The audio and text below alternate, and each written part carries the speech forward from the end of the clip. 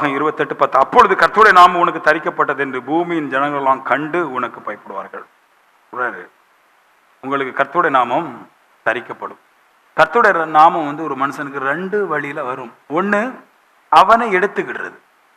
பைபிள்ல இருக்குது, கர்த்தருடைய நாமத்தினால என்ன கேட்டாலும் கிடைக்கும், எது சொன்னாலும் நடக்கும் அப்படின்றனால பைபிள் எழுதிருக்கிறதுனால ஒவ்வொரு மனுஷனும் ஜெபம் பண்ணும்போது இயேசுவி நாமத்தினாலே, கர்த்தரா இயேசு கிறிஸ்து நாமத்தில் ஜெபிக்கிறேன் வேண்டிக் கொள்றோம்னு சொல்றான். ஆனா அதுல ஒண்ணு நடக்காது. ஏன்னா அந்த கர்த்தருடைய நாமத்தை அவன் எடுத்துக்கொண்டது. இங்க எல்லாருமே இயேசு கிறிஸ்துடைய நாமத்துல ஜெபம் பண்ணுவாங்க. அதுதான் கர்த்தர் இல்லையா? நீங்களா இருக்கட்டும், நானா இருக்கட்டும், ரோமன் கத்தோலிக்காரங்களா இருக்கட்டும், சிஎஸ்ஐ காரங்களா இருக்கட்டும், பெந்தகோஸ்துக்காரங்களா இருக்கட்டும், உலகத்துல எல்லாருமே ஜெபம் பண்ணும்போது இயேசு கிறிஸ்து நாமத்துல சொல்லுவாங்க. அப்படி சொல்றதுனால ஒண்ணும் நடக்காது. காரணம், அந்த நாமத்தை நம்மளாட்டு எடுத்துக்கிட்டோம். ஆனா இங்க 10ஆம் வசனம் சொல்லுது, அவருடைய நாமம் உங்களுக்கு தரிக்கப்படும். தேவன் உங்களுக்கு அந்த நாமத்தை வைக்கணும். தேவன் அந்த நாமத்தை நம்ம எடுக்கிறதுக்கும் தேவன் நம்மளுக்கு தர்றதுக்கும் என்ன வித்தியாசம்னா, நாம் அந்த நாமத்தை எடுத்து பயன்படுத்தினால் ஒன்றும் வேலை நடக்காது. கர்த்தர் அந்த நாமத்தை நம்மளுக்கு தரிச்சா வேலை நடக்கும். இதுதான் பிரச்சனை. சரியா? இதுதான் போதிக்க போறோம். முதல்ல அந்த நாமத்துல என்ன இருக்குது அப்படின்னு கேட்டீங்கன்னா, பவர், அதிகாரம். இந்த 2 வேலை செய்யும். கர்த்தருடைய நாமத்துல இதுதான் இருக்கு. வானத்தில் இருக்கிற எந்த வல்லமையா இருக்கலாம், பூமியில் இருக்கிற எந்த வல்லமையா இருக்கலாம், பூமி கீழே இருக்கிற எந்த வல்லமையா இருக்கலாம், கர்த்தருடைய நாமத்துக்கு மட்டும்தான் கீழ்ப்படிமை அல்லாமல் வேறு எந்த ஒரு நாமத்துக்கும் அவைகள் பயப்படாது, முழங்கால் படிக்கிறார். அதைத்தான் பிலிப்பி புஸ்தகம் 2ஆம் அதிகாரம் 10வது வசனத்துல 11ஆம் வசனம் சொல்லும், இயேசு கிறிஸ்துவ கர்த்தர்னு கொண்டு வந்துடுறாங்க. பழைய ஏற்பாட்டுல இயேசு இல்ல, கர்த்தர் இருந்தாரு. அதை புதிய ஏற்பாட்டுக்கு வரும்போது இயேசுவை தான் கர்த்தர் சொல்லிட்டாங்க. அதுல சொல்லுது, இயேசுவின் நாமத்தில் வானலத்தோர் பூதலத்தோர் பூமியின் கீழ் உள்ள யார் தண்ணீருக்கு உள்ள யாவும் அவருக்கு முன்பாக முழங்கால் படியிடும் அப்படின்னு வருது. அப்படி என்னதுன்னா, எங்க இருக்கிற வல்லமையா இருக்கலாம், எந்த வல்லமையா இருக்கலாம், வானமா இருக்கலாம், பூமியா இருக்கலாம், சமுத்திரமா இருக்கலாம், கரண்டா இருக்கலாம், லைட்டா இருக்கலாம், மிருகங்களா இருக்கலாம், பறவைகளா இருக்கலாம், மீனா இருக்கலாம், தண்ணீரா இருக்கலாம், எந்த அதிகாரமா இருக்கலாம், அவருடைய நாமத்துக்கு முன்னாடி எதுவுமே ஒன்றும் இல்லை. அந்த வல்லமைக்கு முன்னாடி, அவருடைய நாமத்துடைய வல்லமைக்கு முன்னாடி, ஒரு நாமத்துக்கு முன்னாடி எந்த அதிகாரமும் ஒரு பொருட்டே கிடையாது அப்படின்ட்டு அவர் சொல்றாரு. அப்போ நல்ல ஒரு சான்ஸ் நம்மளுக்கு. இயேசு கிறிஸ்துவோட நாமத்தை நம்மளுக்கு தேவன் தரிச்சா அப்புறமா எந்த வல்லமையும் நம்மளுக்கு ஒன்றும் பண்ண முடியாது. நிறைய பேருக்கு பேய் இருக்குது இல்லையா? சபையில் வர்ற நிறைய பேருக்கு பேய் இருக்குது. நான் பார்த்துருக்குறேன், தரிசனத்தில் பார்ப்பேன், சொல்ல மாட்டேன் யார் யாருக்கெல்லாம் பேய் இருக்குது. பேய் இருக்குது. பேய் இருக்கும்போது ஏன் அது அவங்கள விட்டு போக மாட்டேன் அப்படின்னா, இவன் ஜெபம் பண்ணுவோம், இயேசுவின் நாமத்தில் ஜெபிக்கிறேன், எனக்கு இருக்கிற பேய் போட்டு வந்தாரு, என் பிரச்சனை போட்டு ஆண்டுன்னு சொல்லுவாங்க. போகாது. ஏன்னா அந்த நாமம் இவங்கள் எடுத்துக்கொண்டது அல்லாமல் தேவன் இவங்க கொடுக்கல. கொடுத்த எல்லாம் மாறிடும். எடுக்கிறத பார்க்கலும் கொடுக்கறதான் பெஸ்ட். எடுக்கிற நல்லதான். இயேசுவின் நாமத்துல நான் ஜெபம் பண்ணுவது நல்லதான். பட் அந்த நாமம் நானா எடுத்ததா, என் தேவைக்காக எடுத்ததா, இல்லைன்னா தேவன் என்னுடைய இருதயத்தை அறிந்து அவருக்கு தந்ததா, இந்த 2 காரியத்தை செம்மையா புரிஞ்சிட்டோம்னா நம்ம அதிக பலனை அடைஞ்சிருவோம். சரி, அது 2வது விஷயம். இப்போ முதல்ல இந்த நாமம் எப்படிப்பட்டன்னு சொன்னேன், பவரும் ஆற்றலும் வல்லமையும் சொன்னேன். அதுக்கு அப்போஸ்தலர் நடவடிக்கை 2ஆம் அதிகாரத்துல ஒரு அற்புத விதமான ஒரு விஷயம் இருக்குது. அது இவைகளை பார்க்கும்போது தான் நம்மளுக்கு தெரியும் இயேசுவின் நாமத்தில் அதிகாரம் இருக்குது, வல்லமை இருக்குது அப்படின்ட்டு. பேதுரு யோவானும் ஆலயத்துக்கு போறாங்க, ஜெபிக்கிற வேளை 9 மணி வேளை போறாங்க. போகும்போது அங்க ஒரு முடவனை கொண்டு வச்சிருக்கிறாங்க. அவன் அவங்கள பார்த்துட்டு ஏதாவது கிடைக்காதா, பைசா கிடைக்காதான்னு கேட்டான் இருக்குது. அவனு கேட்டான், ஆசீர்வாதம் மணின்னு இருக்கு, பைசா வேண்டி கேட்டான். அப்போ உடனே என்ன பண்ணிட்டாங்கன்னா, பேதுரு அவன் கையை பிடிச்சி தூக்கி விட்டு, அவன் காலும் கையும் பலன் கொண்டது, அவன் நடந்தான்றது. நடந்த மனுஷன் பேதுருவோடு கூட யோவானு கூட ஆலயத்துக்கும் போனான்றது. இதை பார்த்த நிறைய பேர் ஆச்சரியப்பட்டு ஓடி வந்து பேதுருக்கிட்டையும் யோவானுக்கிட்டையும் அந்த குணமாக்கப்பட்ட அந்த முடவங்கிட்ட இருந்து ஆச்சரியமா பார்த்தாங்க. அப்போதான் ஒரு 12ஆம் வசனத்துல பேச தொடங்குறாரு பேதுரு. எப்படி பேச தொடங்குறாருன்னா, நீங்க என்னோட ஆச்சரியமா பாக்குறீங்க, இது எங்க சுய பக்தினாலேயோ சுய வல்லமையினாலேயோ இது சக்தினாலேயோ வல்லமையினாலேயோ இது உண்டாகவே இல்லை அப்படின்றார். மாறாக சொல்றாரு, இது ஆபிரகாமின் தேவனும் ஈசாக்கின் தேவனும் யாக்கோபின் தேவனும் பரிசுத்தரும் நீதிமானும் மரித்தோர்ந்து உயிரோடு எழுந்தவருமா இருக்கிற கர்த்தராகிய இயேசு கிறிஸ்து நாமத்தினாலே இது நடக்குது. இந்த சர்வாங்க சுகத்தை அவருடைய நாமம் தான் செய்தது. அவருடைய நாமமே அல்லாமல் வேறொரு நாமம் செய்யவில்லைன்றார். ஏன் இதை காட்டுறாருன்னா, இந்த பவரை ஏன் காட்டுறாருன்னா, இந்த இயேசு கர்த்தருடைய நாமத்துக்கு எவ்வளவு பவர் இருக்குதோ அதே பவர் இயேசு கிறிஸ்துங்கிற நாமத்தை சொல்லும் போதும் அதே வல்லமை நடக்குது. இப்ப என்ன சொல்றாரு, ஆதியிலே நம்ம பார்த்தோமே கர்த்தர், அந்த கர்த்தர் தான் இந்த இயேசு கிறிஸ்து. இந்த இயேசு கிறிஸ்து தான் கர்த்தர். இவருடைய நாமத்தை நீங்க சொன்னீங்கன்னா எந்த வல்லமையில இருந்து நீங்கள் விடுதலையாக்கப்படலாம் அப்படின்றாரு. எப்படிப்பட்ட கஷ்டமா இருக்கட்டும், எவ்வளவு வேதனையா இருக்கட்டும், எவ்வளவு பாடமா இருக்கட்டும், எவ்வளவு பாரமா இருக்கட்டும், எவ்வளவு நிந்தியா இருக்கட்டும், அவமானமா இருக்கட்டும், இந்த நாமத்தை நீங்க சொன்னீங்கன்னா கண்டிப்பா எந்த சக்தியும் எதுவும் உங்களை விட்டுட்டு போயிடும். நோய் போகும், கிட்னி பிரச்சனை போகும், கேன்சர் போகும், கடன் போகும், கஷ்டம் தீரும், வலிகள் மாறும். இங்க புலம்போதுக்கு ஒரே ஒரு காரணம் தான் இருக்கு. மனுஷன் புலம்புறான், நான் நல்லா வரலையே, நான் பலகீனமா இருக்கிறேன், என் நோய் போகல, இது சரியாக மாட்டேங்குது, இந்த பிரச்சனை இப்படி இருக்குதுன்னா ஆவிக்குரியவங்களே சொல்றோம். எதுக்குன்னு அவங்ககிட்ட மருந்து இல்லை, அதனால நோயை பத்தி பேசுறாங்க. மருந்து வந்து இயேசு கிறிஸ்துவோட நாமம் இருக்குதான் மருந்து. இந்த மருந்தை நான் கரெக்டாக சொல்லுவோம் பாருங்க. நீங்க கடைக்கு போங்க, மாத்திரை இருக்குன்னு எடுத்து சாப்பிட முடியாது. கண்டிப்பா நம்ம எடுத்து சாப்பிட்டோம்னா அவுட்டு தான். மாத்திரை தானங்க, அது காய்ச்சல் மாத்திரையாட்டே இருக்கட்டும் அவுட் ஆயிரும். ஏன்னா காய்ச்சல் மாத்திரை நிறைய வெரைட்டி இருக்குது. சின்ன பிள்ளைங்களுக்கு ஒன்று கொடுக்கணும், பெரியவங்களுக்கு ஒன்று கொடுக்கணும், மூப்பர்கள் ஒன்று கொடுக்கணும், ஸ்ட்ராங்கா இருக்கிற மனுஷனுக்கு ஒன்று கொடுக்கணும். ஒரே மாத்திரை தான் பல வகை இருக்குது. நம்ம ஒரு சின்ன பிள்ளைக்கு எடுத்து நல்ல வாலிபனுக்கு 40 வயசு மனுஷனுக்கு கொடுக்குற மாத்திரை எடுத்து சின்ன பிள்ளைக்கு 2 கொடுத்தோம்னா அது செத்து போயிடும். அதனால நாம எடுத்தோம்னா கண்டிப்பா செத்து போயிடும். ஆனா அந்த மெடிக்கல் ஷாப்ல இருக்கிறவன் அந்த மாத்திரை கொடுத்து அறிஞ்சவன், அதோட வல்லமை அறிஞ்சவன், அது என்னெல்லாம் பண்ணணும் புரிஞ்சவன், அவன் எடுத்து கொடுக்கும்போது இந்த மனுஷன் உயிர் படைச்சிருவான். இதான் சொல்ற, கர்த்தருடைய நாமத்துக்கு அதிகாரம் வல்லமை இருக்குது. பட் அதை நீயா எடுத்துக்கொண்டியா, கர்த்தரா தந்தாரா விட்டுரு. கர்த்தர் தந்தாருன்னா, கர்த்தர் உடைய நாமத்தை உனக்கு கர்த்தர் விட்டு கொடுத்திருந்தாருன்னா, நீ எந்த விதமான பலகீனங்களும் எவ்வளவு பெரிய சக்தியும், பூமிக்கு கீழே இருக்கிறது பேய் சக்தியா இருக்கலாம், வானமண்டலத்துல பேய் சக்தி இருக்கு அதுவா இருக்கலாம், பூமியில இருக்கிற மனுஷனா இருக்கலாம், பூமிக்கு மேல இருக்கிற மனுஷனா இருக்கலாம், பூமிக்கு கீழே இருக்கிற மனுஷனா இருக்கலாம். எப்படிப்பட்ட ஆற்றலா இருந்தாலும் அது ஒண்ணு செய்ய முடியாது. நம்ம சொல்லுவோம் பாருங்க, அடிக்கடி சொல்லுவோம் பாருங்க, பேய் ஒரே தொந்தரவு. இவன் 2-3-4 ஆண்டு கன்னியாகுமரியில் ஒரே பேய் சுத்துது சொல்லியிருக்கிறாங்க எல்லாரும். அப்படியே பேய் மேல கேமரால மாட்டிடுச்சான். பேய் கேமரால பேய் மாட்டிடுச்சான் கன்னியாகுமரியில் கோயில் பக்கத்துல. தெரிச்சோ பார்த்துக்கிட்டு போ, குடிச்சிடணும். பேய் சுத்து தான், பேயெல்லாம் அப்படி மெல்ல மெல்ல மெல்ல போதான். ஒரே தகவல் நான் சொல்லிதான் உங்களுக்கு தெரியுது, நீங்க அங்கெல்லாம் பார்க்காதீங்க. எங்க ஊர்ல அடிக்கடி சொல்லுவாங்க பேய் வருது அப்படின்ட்டு. பேய் விற்கிறதுக்கெல்லாம் பயப்படாது. ஏன்னா அதுக்கு அண்ணன் தம்பி மருந்து 2 சேர்ந்து விளையாடிடுவோம்ல. பேய் ஒன்னே ஒண்ணுக்கு மட்டும் தான் வரும், பயப்படும். கர்த்தரா இயேசு கிறிஸ்து நாமத்தை மட்டும்தான். இங்க கர்த்தரா இயேசு கிறிஸ்து நாமம்லாம் இல்லை, எல்லாம் இருக்குது. என்னெல்லாம் வச்சுட்டு இருக்கிறான். இன்னொரு விஷயத்த சொல்றேன் நான். அப்போஸ்தலர் நடவடிக்கையில பேதுரு லித்தாவுக்கு போறார். அங்க ஒரு திமிர்வாதக்காரன் இருக்கிறான், அயனே அவன் பேர். அப்படியே படுத்து கிடக்கான். நம்ம வீட்டை படுத்திருப்பானோ பாருங்க பசங்க, அப்படியே படுத்து கிடப்பாங்க. எதிர்த்து வேலைக்கு போன போக மாட்டேன் நான். அதுக்கு 1000 பேச்சு. அது அவங்க தப்பா சொல்லுவாங்க, அவங்க வந்து வித்தியாசமா பேசுவாங்க, அவங்க இப்படி இருப்பாங்க அப்படி இருப்பாங்கம்மா. ஆனா உண்மையில அதெல்லாம் பிரச்சனை கிடையாது. இவனுக்கு திமிர்வாதத்துல கிடப்பான், அதுக்கு மற்றவங்களை குறை சொல்லுவான். அப்படிதான் அந்த ஐனேங்கிற ஒரு மனுஷன் கடந்துட்டு இருந்தான். பேதுரு அவனை பார்த்துட்டு, இயேசு கிறிஸ்து நாமத்தினால நீ சுகமாகறான்டார். எழுந்து நட இயேசு நாமத்துல சொன்னா எந்திரிச்சு நடந்துட்டான். அவன் இதெல்லாம் தெரியுது, எந்த பேயும் எந்த வல்லமையும் எதுவும் ஒண்ணு பண்ண முடியாது. ஏன் அது நடக்குது? மறுபடியும் அர்த்தம் சொல்ல வேண்டியதா இருக்குது. ஏன்னா இயேசு கிறிஸ்து என்னும் நாமம் பேதுரு எடுத்ததில்ல, பேதுருக்கு கர்த்தர் கொடுத்தது. புரியுதா உங்களுக்கு? எல்லாரும் ஜெபம் பண்ணா ஓடிடாதாங்க. சில சொல்லுவாங்க, அவங்க சொல்லுவாங்க பாருங்க, கன்னியாகுமரியில இருந்து மார்த்தாண்டத்துல இருந்து நீங்க செட்டிக்குளத்துல இருக்கிற இந்த சபைக்கு போறீங்களா, அப்படி என்ன விசேஷம் இருக்குது அப்படின்னு கேட்பாங்க.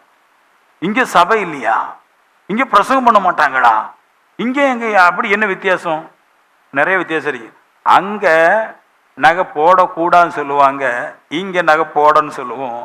அங்க இயேசுவின் நாமம் அவங்க பைபிள் இருந்து எடுத்தது, இங்க இயேசுவின் நாமம் கர்த்தரால் தரப்பட்டது. எப்படி தெரியும்னா, கர்த்தருடைய நாமம் இருக்கிற இடத்துல தீர்க்க தரிசனமும் அற்புதங்கள் நடக்கும். ஏமேன். கர்த்தருடைய நாமத்தை நம்மளா எடுத்துக்கிட்டா அற்புதம் நடக்காது, அவர் தந்தனுங்க வேலை நடக்கும். கண்டுபிடிச்சிடலாம் எங்க இயேசுவின் நாமம் தானா வந்துச்சு, இல்லைன்னா தானா எடுத்துக்கொண்டதுன்னு கண்டுபிடிச்சிடலாம். இப்போ இன்னும் கொஞ்சம் முக்கியமான விஷயத்துக்குலாம் போகும். படிக்கணுமே, அதில் முதல்ல கேட்கணும் ஆண்டவர்கிட்ட, ஆண்டவரே கர்த்தருடைய நாமம் எனக்கு தரிக்கப்படட்டும், எனக்கு உண்டாக்கப்படட்டும்னு கேட்கணும். சும்மா எந்திரிச்சு போன ஒன்று, ஆண்டவர் இயேசுவின் நாமத்தில் எனக்கு சுகம் கிடைக்கட்டுமாப்பா, என் போட்டில் நிறைய மீன் வரட்டும் ஆண்டவரே, எனக்கு நிறைய ஆட்கள் கிடைக்கட்டும் ஆண்டவரே, என் வலி போரட்டும் ஆண்டவர்னு ஆண்டவர் சொல்லுவார். அதுக்கெல்லாம் அப்படின்னா எல்லாருமே சொல்லிடுவாங்க, இயேசுவின் நாமத்தினாலே எல்லாம் நடக்கட்டும், எல்லாம் சொல்லிடலாமே இல்லையா? கேரி கூட எந்திரிச்சு சொல்லிடுவோம், அப்பா இயேசுவின் நாமத்தில் அற்புதம் நடக்கணும், இயேசுவின் நாமத்தில் ஆண்டவரே எங்க அப்பாவுக்கு 60,000 சம்பளம் 60 லட்சம் மாறட்டும் ஆண்டவரே, நடக்கத்தானே செய்யும். இயேசுவின் நாமத்தில் நடக்கணும், நடக்கத்தானே செய்யும். ஸோ அது சாத்தியம் இல்லை. அது வந்து யார் சொல்றாங்க தான் சாத்தியம். இயேசுவின் நாமத்தை யார் பேசுறாங்க தான் நாம் பிரச்சனை, தவிர இயேசுவின் நாமத்தினால உங்களுக்கு ஒண்ணு நடக்க போறது கிடையாது. இயேசுவின் நாமம் எந்த மனுஷன் புறப்படுதோ அந்த மனுஷனுடைய வாழ்க்கை தான் ரொம்ப முக்கியம். ஆமென். இப்போ இந்த நாமத்தை பத்தி சொன்னேன், அற்புத விதமான நாமம். அது வானத்தில் இருக்கிற எதையும் கரைக்கி தள்ளும், பூமியில் இருக்கிற எந்த பிசாசும் துரத்தும், அது பூமிக்கு கீழே இருக்கிற எந்த பிசாசையும் அது என்ன வேணாலும் பண்ணும். இயேசு கிறிஸ்துவோட நாமம் வல்லமை உள்ள நாமம் அப்படின்னு சொன்னேன் இல்லையா? இந்த அற்புத விதமான நாமம் எப்படி நம்மளுக்கு இனி கிடைக்குது, அந்த அந்த அந்த நாமத்தோடு கூட அதிகாரம் எப்படி வேலை செய்யுது, பவர் அத்தாரிட்டி எல்லாம் அந்த நாமத்தோடு கூட நம்மளுக்கு எப்படி வருது அதை சொல்றேன் இல்லையா? இப்ப அந்த வசனத்தை வாசிங்க, அதுல ஒண்ணு இருக்கும். 2 பாயிண்ட் தான் சொல்ல போறேன், நல்லா இருக்கும். அப்புறம் 3ஆவது பாயிண்ட்டுக்கு நான் போறேன், நான் வாசிக்கிறேன் பாருங்க, அதுல இருக்கும், அதே தான் இருக்கும். நல்லா ஜோம் பண்றாங்க, அவங்க நல்லா ஜோம் பண்றாங்க, அவங்கள வச்சு ஜோம் பண்ணிட்டு இல்லை நினைப்பேன், என்ன ஜோம் பண்ணா எல்லாம் சரி ஆகின்னு நினைக்கிறாங்க. சில பேர்லாம் ஜோம் பண்ண பியாய் வரும், தெரியுமா உங்களுக்கு? தெரியுமாங்க உங்களுக்கு? பியாய் வரும், பியாய் நீங்க நம்ப மாட்டீங்க, நான் வர நாள்கள் காட்டும். சில பேர் ஜோம் பண்ண பியாய் வரும், சத்தம்லாம் நல்லா தான் இருக்கும், சுசிலா மாதிரி தான் இருக்கு குரல், ஆனால் பியாய் தான் வரும். ஏன் பாட்டெல்லாம் பாட்டினீங்கன்னா இப்போ நல்லா பாடுறேன், முன்னாடிலாம் பாடினா ஒரு பையன் கேட்க மாட்டான். அப்பவே பரிசுத்தாவி இந்த அற்புதம் செஞ்சார். ஈஸி அல்ல கிறிஸ்தவ வாழ்க்கை. இருக்கு பாருங்க 28. அப்பொழுது கர்த்தருடைய நாமம் உனக்கு தரிக்கப்படும். எப்பொழுதுன்னு ஒண்ணு இருக்குல்ல, அப்பொழுது. எப்படி இது வருதான்? அப்பொழுது வரும் அப்படின்றார். அப்படின்னு எங்க தேடி போக வேண்டியது இருக்கு? அப்பொழுதுன்னு 9ஆம் வசனத்துக்கு போக வேண்டியது இருக்குது. 9ஆம் வசனத்துல அப்பொழுதுங்கிறதுக்கு விட இருக்குது. நான் சொல்றேன், நீ உன் தேவனாய கர்த்தரின் கட்டளைகளை கை கொண்டு அவர் வழிகளில் நடக்கும்போது, அந்த 2 தான், அவருடைய கட்டளையை கை கொண்டு அவர் வழியில நீ நடக்கும் போதுதான் அப்பொழுது கர்த்தருடைய நாமம் உனக்கு தரிக்கப்படும். ஆமென். பாயிண்ட் பிடிச்சிட்டோம் நம்ம. ஆமென். நம்ம ஊர்ல எல்லாம் சொல்லுவாங்க பாருங்க, தெருவுலே வருவாங்க, அப்படி வந்துட்டு இருப்பாங்க. நான்லாம் சின்ன வயசுல பார்த்துருக்கிறேன். உங்க வீட்டுக்குள்ள வந்து ஜெபம் பண்ணலாமா? ஜெபம் பண்ண தான் நான் வரேன், ஜெபம் பண்ணலாமா? நானும் ஜெபம் தானங்க பண்றாங்க, நல்லதானே நடக்கும்? நல்லா நடக்காது. ஏன்னா யார் ஒருவன் கர்த்தருடைய கட்டளையை கை கொண்டு அந்த வழியில நடக்கிறானோ அப்பொழுதுதான் அந்த மனுஷனுக்கு இயேசு கிறிஸ்துடைய நாமம் வல்லமையுள்ள நாமம் தரிப்பிக்கப்படுகிறது. அப்ப இப்படி இயேசு கிறிஸ்துடைய நாமத்தோடு கூட வல்லமையை தரிப்பிக்கப்பட்ட ஒரு மனுஷன் உங்க வீட்டுக்கு வந்தா அப்பொழுதுதான் உங்களுக்கு அற்புதம் நடக்கும். நான் தேவ கற்பனையில வாழாமல், அந்த கற்பனையை ஏற்றுக்கொள்ளாமல், என் மன விருப்பத்தின்படி, பைபிளே இல்லாமல், கற்பனையே இல்லாமல், அந்த வழியில நடக்காமல், என் சுகபோகமாய் நான் வாழ்ந்துட்டு நான் ஜெபம் பண்ணா நடக்கும் அப்படின்றது மூடத்தனம். ஏன்னா அதிகாரம் கடவுள் கொடுக்கிறது. மனுஷன் பிறக்கும் போதே அவனுக்குள்ள சிருஷ்டிக்கப்பட்டவைகள் அல்ல, கடவுள் கொடுக்கிறது. அப்ப கடவுள்கிட்ட இருந்து ஒருவன் அதிகாரத்தை வாங்கணும்னா அவன் தேவனுடைய கர்த்தருடைய தேவனாகிய கர்த்தரின் கட்டளையில கை கொள்கிறவனா இருக்கணும், அதை பார்த்து நடுங்கிறவனா இருக்கணும், அந்த வழியில நடக்கிறவனா இருக்கணும். அந்த வழியை விட்டு நான் கொஞ்சம் நடந்தா கூட என் நிமித்தமாக 4 பேர் இடருவாங்க, அதுல இருந்து நான் கொஞ்சம் சறுக்குனா என்னுடைய ஜெபத்துக்கு பலன் கிடைக்காது, நான் சொல்லுகிற கர்த்தரா இயேசு கிறிஸ்து நாமத்துக்கு வல்லமை எனக்கு இருக்காதுங்கிறத இவன் புரிந்து கொண்டு, இவன் தேவத்துக்கு பயந்து, கட்டளைகளுக்கு பயந்து அந்த வழியில நடக்கும்போது இப்ப கர்த்தர் கொடுத்துடுறாரு. இப்பொழுதுதான் உங்களுக்கு கர்த்தரோட நாமம் என்ன செய்து உங்களுக்கு தரிப்பிக்கப்படுகிறது. நிறைய பேர் ஜெபம் பண்ணி சொல்லுவாங்க பாருங்க, ஜெபம் பண்ணி ஒன்றும் நடக்காது. கண்ணீரோடு ஜெபித்தேன் கர்த்தர் கண்டார். கண்ணீருக்கு எங்கேயாவது பேய் ஓடுமாங்க? கண்ணீருக்கு அற்புதம் நடக்குமா? இந்த பேச்சு டைலாக்கு அது ஒன்னே ஒண்ணுக்கு மட்டும் தான் அற்புதம் நடக்கும், கர்த்தரா இயேசு கிறிஸ்து நாமத்துக்கு மட்டும். எல்லா இடத்துலயும் அப்படி சொல்லுவாங்க பாருங்க, கர்த்தரா இயேசு கிறிஸ்து நாமத்தினால ஏன் சொல்லுவோம்னு அதுக்கு மட்டும் தான் நடக்கும்.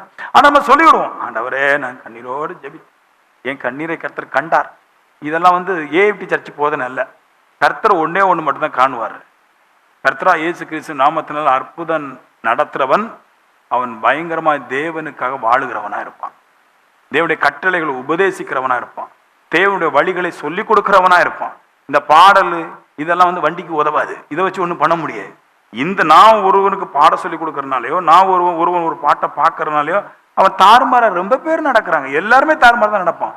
பட் என்னைக்கு அவனுடைய இருதயம் கர்த்தருடைய கட்டளையில நான் வாழணும், அதுல தான் நான் நிற்கணும். நான் என் உயிர் போனாலும் அதை தான் நிற்கணும். சாப்பிட்றதுக்கே நான் போக மாட்டேன். நான் விற்கிற ஆரத வீட்டில் நான் பேதுரு சொல்றாரு, பவுல் சொல்றாரு, சாப்பிட்றதுக்கே நான் போக மாட்டேன். நான் இது விக்கிரங்களுக்கு படைக்கப்பட்டச்சு. விற்கிறதுக்கு முன்னாடி தான் பாயசத்தை ஊத்துறான், விற்கிறதுக்கு முன்னாடி தான் தேன் கூடல படைக்கிறான், விற்கிறதுக்கு முன்னாடி தான் சாப்பாடு போடுறான். இந்த கொண்டாட்டமே அதுக்கு வேண்டிதான். அவர் சொல்றாரு, ஒருவேளை நீங்க போறீங்க, ஒருத்தன் சாப்பாடு தர்றான், தெரியலன்னா பிரச்சனை இல்லைங்க அப்படின்றாரு. தெரியல, இப்ப கடையில சாப்பாடுலாம் விற்கிறான் பாருங்க, அவன் விற்கிறதுக்கு முன்னாடி படைச்சு கொண்டு விற்கிறானா இல்லைன்னா கடைக்காக படைச்சு கொண்டு விற்கிறானா நம்மளுக்கு தெரியாது. ஸோ நீ தெரியாமல் ஒன்று சாப்பிட்டா பிரச்சனை இல்லை. இது விற்கிறதுக்காகவே படைக்கப்பட்டது, விற்கிறதுக்காகவே இந்த கொண்டாட்டம் நடக்குன்னு தெரிஞ்சு நீ சாப்பிட்டேன்னு உனக்கு இயேசுவின் நாமம் வேலை செய்யாது. புரியுதா உங்களுக்கு? சும்மா நம்ம சொல்றது, நான் அப்படி என்ன சொல் குமார் பெரியாளோ, நிஜமாட்டு சொல்றேன், நான் 100% பெரியாள் தான். நான் ஏன்னா நான் வந்து பிரசங்கம் பண்ண தொடங்குற நாள்ல இருந்து இந்நாள் வரைக்கும் இந்த கற்பனையை எப்பவும் உள்ள கொண்டு வந்துட்டு தான் இருப்பேன். முன்னாடி நான் ஒரு பிரசங்கம் போடும்போது ஒரே ஒரு விஷயத்த போட்டிருந்தேன். நான் பிரசங்கத்தில் முதல் ஒரு பிரசங்கம் நான் பண்ணும்போது அதுக்கு எடிட்டிங் பண்ணலாம் போட்டிருந்தேன். அதில் நியாயப்பிரமாணம் இயேசு கிறிஸ்துன்னு பேர் தான் போட்டிருந்தேன். நான் கற்பனையும் இயேசு கிறிஸ்து தான் போட்டிருந்தேன். நான் ஏன்னா உண்மையாக சொல்கிறேன், நான் இயேசுவின் நாமத்துக்கு பேய் ஓடாதா? ஓடாதுங்க. அது எப்போ ஓடாது. அதுக்கு பவர் இருக்கா? இருக்குது. வல்லம் இருக்கா? இருக்குது. அது எப்போ சரியாக இயங்கும்? நான் சரியாக ஆகும்போது தான் சரியாக இயங்கும். நான் சரியாகும், அது சரியா இயங்காது. நான் பரிசுத்தமா தேவன் ஏன் இருக்க சொல்றாரு? ஏன் தேவனுடைய கட்டளையில நடக்க சொல்றாரு? நான் தேவ கட்டளையில பரிசுத்தமா இருந்தா தான் நான் கர்த்தருடைய நாமத்துல ஏதாவது சொல்லும் போது ஏதாவது நடக்கும். அதுக்குதான் அவர் இருக்க சொல்றாரு. அப்ப தெரியுது, இந்த கட்டளை இப்படி வாழ்ந்தா, இப்படி இருந்தா நான் இந்த நாமத்தை உங்களுக்கு தரிப்பிப்பேன். சூப்பரா சொல்லிட்டாரு, ஈஸியா கிடைச்சிரும். நான் எப்படி வேணாலும் வாழ்வேன். நான் ஜெபம், சில பேர்லாம் விடிய காலம் ஜெபம் பண்ணுவா, நரி ஓட்ட மாதிரி ஆயிடுச்சு. பைபிள் அப்படி சொல்றாரு. அந்த மலைக்கு மேல இருந்து ஒரு காலையிலேயே உண்மையப்பட்டு ஹல்லேலூயா என் தெருக்கள் நல்லா இருக்கட்டும் சொன்னோம்னா அவன் விரும்புறானா? எல்லாம் கெட்டு போட்டு நான் மட்டும் நல்லா வரட்டும். பைபிள்ல இருக்குதுங்க. காலையிலே இருந்துச்சு உன் சகோதரனை வாழ்த்துறானா நினைச்சுக்க, உன்ட கடன் கேட்க வரப்போ உன் ஜோலியை முடிக்க போறான். பைபிள்ல தான் இருக்குது இதெல்லாம். நான் கட்டுறக்கத்தை சொல்லல. சும்மா மனுஷன் வந்து மாந்திரிக மாதிரி, சூனியக்காரன மாதிரி எப்படி எல்லாமோ வளைஞ்சு போயிட்டே இருப்பான். தேவைக்கு பொய்ன்னு சொல்லுவான், நல்லன்னு சொல்லுவான், கெடுப்பான், என்ன வளைஞ்சு செஞ்சிடும். பட் அவன் மாம்சத்துல என்ன வேணா பண்ணிட்டு போட்டு, பட் தேவனிடத்துல இருந்து ஒண்ணு வாங்கி தர முடியாது. அப்படி வாங்கி தரணும்னா அவன் தேவனுடைய கட்டளையின்படி அந்த வழிகள் எல்லாம் எப்பவும் அவனுடைய பார்வை அதிலேயே தான் இருக்கும். நான் என்ன பண்றேன், இப்போ நான் போறது சரியா போறேன்னா, என் இந்த பிளகின இருக்குது, இதுக்கு என்ன பண்ணலாம், நான் இப்ப போயிட்டு இருக்கிறேனே இல்லையா, இன்னைக்கு விற்கிற ஆராதனையா இருக்குது, அவங்களுக்கு இன்னைக்கு சாப்பாடு போடுவாங்களே, இன்னைக்கு கச்சேரி போடுவாங்களே, அந்த பகுதியில் போறதா போகக்கூடாதா, அந்த ஜனங்களை நம்ம மற்ற ஜனங்களை கூப்பிடுறதா கூப்பிடக்கூடாதா, நான் என்ன பண்ணணும், இதெல்லாம் எப்பவுமே அதுல தான் யோசனையா இருக்கும். இருக்கீங்களா அந்த யோசனை எல்லாம்? கஷ்டம்தான் இல்லையா? இங்க போனாதாங்க வண்டி ஓடும். எங்க மாமெல்லாம் ஜோமுன்னு வரும், முட்டு போட்டு தோத்துறான். நம்ம டிரைவர் மாதிரியே அவருக்கு இருந்து தாடி, அவரை வந்து தாடி தாத்தா தான் சரி சொல்லுவாங்க. இங்கே வரைக்கும் அவர் இப்படி திரும்பும்போது அங்கே போ அம்பு மாதிரி இருக்கும் தாடி. சில நேரத்தில் பொம்பளை பிள்ளைலாம் சேர்ந்து வெட்டி விட்டுருவாள். ஏப்பா தாடி வந்து தாடி மாதிரிலப்பா ரொம்ப நீளமாக கிடக்கு அப்படின்ட்டு. இப்போ 60 வருஷம் ஜெப வீரரு, பல கண்ணீர் விட்டுருக்கிறாரு, பல சபை போயிருக்கிறாரு, அவருக்கு தெரியல. ஆனால் அப்படி கூட அவர் நிறைய கற்பனையில் தான் இருந்துட்டு இருந்தார். ஆனால் அவருக்கு சரியாக வேலை செய்யலை. ஏன் வேலை செய்யலைன்னா மைண்டில் ஃபுல்லாக இதாக இருக்கணும். அந்த நாமம் வரும்போது தான் பிசாசு நடுங்கும். அப்போ அந்த நாமம் வல்லமுள்ள நாமம் நானாட்டு எடுத்து பேசினா அது ஒன்றும் இல்லை, அந்த நாமம் வேலை செய்யலை. அவர் ஏன் குணத்தை பார்த்துட்டு எனக்கு அந்த நாமத்தை தந்து விட்டுட்டு ஒரு முத்திர மாதிரி இது. இதை பார்த்தோன்னே பிசாசு அதரும். ஏசு நிறைய இடத்துக்கு போவார் பாருங்க, பேயெல்லாம் பார்த்துக்கிட்டு உமக்கு என்ன இப்போ காலத்துக்கு முன்னாடி வந்தீரோ, எனக்கு தெரியும் நீ தேவனுடைய குமாரனே கிறிஸ்து, நீர் என்ன துரத்துறா இருந்தால் எனக்கு கொண்டு போடாத என் பன்றிக்குள்ள அனுப்பும். இதெல்லாம் தானாட்டே நிறைய பேர் ஆடிட்டே இருப்பான். பேயெல்லாம் ஆடிட்டு இருக்கேன் அவர் போகும்போது, ஆடிட்டு இருக்குது. சோம்பியா பேய் மாதிரி இப்படிலாம் ஆடிட்டு இருக்கும். ஏன் அவர் ஒன்றும் சொல்ல மாட்டார், சும்மா போயிட்டே இருப்பார். ஏன்னா அந்த நாமத்துக்கு இருக்கிற பவர் இது. புரியுது உங்களுக்கு? அந்த நாமத்துக்கு இருக்கிற ஒரு வல்லமை. அவர் அப்படி போகும்போதே எல்லாம் நடுங்கும், பேய்கள் நடுங்குதான். ஐயோ போறாரே போறாரே போறாரே போயிட்டு நடுங்குமா, அவ்வளவு பவர். நம்ம அந்த நாமத்தை சொல்றாம இயேசுவின் நாமத்தினால சில நாள் கத்துறாரு. இயேசுவின் நாமத்தினாலே எல்லா பூதங்களும் அப்புறம் போட்டு அப்படியே பேசி பேசி கடைசியில் அவருக்கு ஹார்ட் அட்டாக் வந்துருச்சு. நல்லது சவுண்டு போடுறது, பட் நம்ம என்னதான் பயங்கரமான மேட்சி காட்டினாலும் கர்த்தருடைய நாமம் நமக்கு அவரால் தர்பிக்கப்பட முடியலன்னு உயிரிருந்தும் செத்தவன மாதிரி தான் ஊழியம். பயப்படும் பேய்.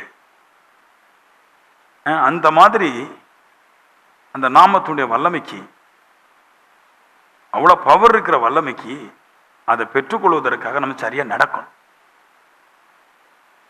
தெருவில் போறோம், ஒரு சண்டை வருது, சரி நமக்கு தேவையில்லாத விஷயம் நம்ம வாயை கொண்டு போட்டா நம்மளை வச்சு அங்க மேஞ்சி தள்ளிடுவாங்க. தேவையில்லைன்னு என்னைக்கு ஒரு மனுஷன் விடுறானோ, சின்ன சின்ன விஷயங்கள், சின்ன சின்ன விஷயங்களை, தேவையில்லாத விஷயம் வேண்டாம்னு என்னைக்கு விடுறானோ அன்னைக்கு தான் அந்த நாமம் இவனுக்கு தரிப்பிக்கப்படும். அதை தான் இங்கே காட்டுது பாருங்க, மார்க் 16.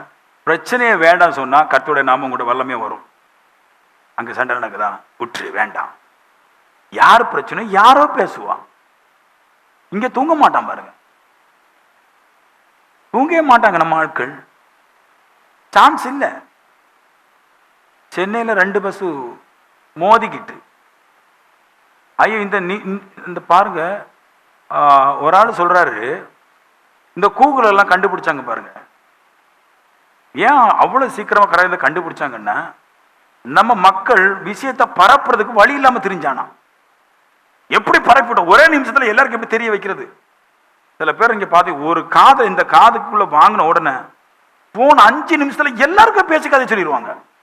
துபாய்க்கு பண்ணிடுவாங்க, அமெரிக்காவுக்கு பண்ணிடுவாங்க, ஜப்பான் பண்ணிடுவாங்க, சைனாவுக்கு பண்ணிடுவாங்க. அப்படியாம கேட்டியா, இப்படியாம இந்த விஷயம் இருக்கு தெரியாதா, எனக்கு அந்த உடனே வந்துச்சு, எனக்கு அந்த விஷயத்தை கேட்காம இருக்க முடியல, போன கேட்டேன், அப்பா இப்பதான் நிம்மதியா இருக்குது. அவன் செத்த ரகசியத்தை நான் கண்டுபிடிச்சிட்டேன், எதனால வண்டி இடிச்சுன்னு கண்டுபிடிச்சிட்டேன். அப்பாடி ஆண்டவரே, சூ எம்மா எப்படியோ இன்னைக்குள்ள பொழப்பு தப்பிச்சுப்பா, நாளைக்குள்ள பிரச்சனை பார்த்துக்கலாம். இப்படி மனுஷன் இருக்கிறான், புரியுதா? ஆனா ஜபிக்கும் போது சொல்லுவாங்க இயேசுவின் நாமத்தினால. பாடும்போது குரல் இனிமை.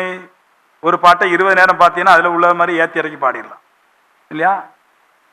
ஏன்னா அந்த ராகத்துக்கு தகுந்த மாதிரி அந்த பாடல் இருக்கு.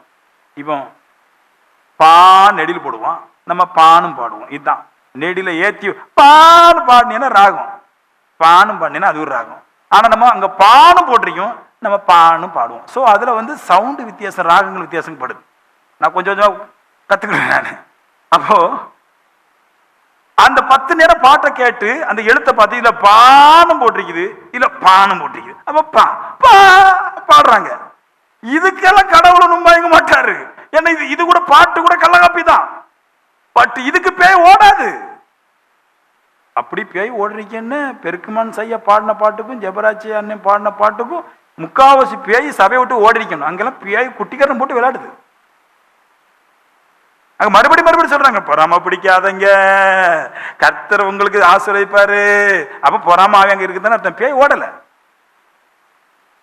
பேய் ஓடணும்னா எங்க எப்படி இயேசு கிறிஸ்துவோட நாம இவனுக்கு தரிப்பிக்கப்படணும். ஒவ்வொரு மனுஷனும் தனக்குள்ளாகவே யோசிச்சு தன்னை உலகத்திலிருந்து தன்னை பாதுகாத்துக் கொள்ளணும். யாரோ பண்ணின பாட்டும் யாரோ பண்ண பிரசங்கம் எல்லாம் என்னை மாத்த போறது.